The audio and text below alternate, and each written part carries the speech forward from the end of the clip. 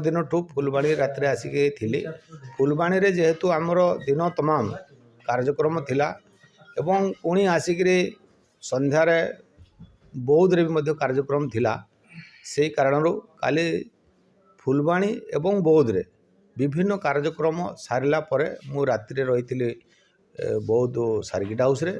आज जेहेतु आमर 11टा ट्रेन थिला से आमे बौद्ध रु बलांगीर पलि आसिलु। जेहेतु आम पाखे अल्प समय थिला से जिलार कौन सी आमर नेता को मध्य आमे सूचना दे नथिलु बा प्रशासनिक अधिकारी मानकु केवल सौजन्यता दृष्टि जिला सभापति को कहुला। आज जेहेतु ट्रेनटा लेट अच्छी से किसी आमर नेतृस्थानीय व्यक्ति आसीचंती तांको सहित ए जिलार राजनैतिक परिस्थिति अन्यान्य विषय आम आलोचना करूँ एवं 12टा बेले मु ट्रेन एठू रायगड़ा जीवी और रायगड़ा रे मध्य गोटे कार्यक्रम अच्छी वनवासी कल्याण आश्रम ताकू सारिकी फेर रात्रि मु भुवनेश्वर जीवी और मो क्षेत्र को पलैजी।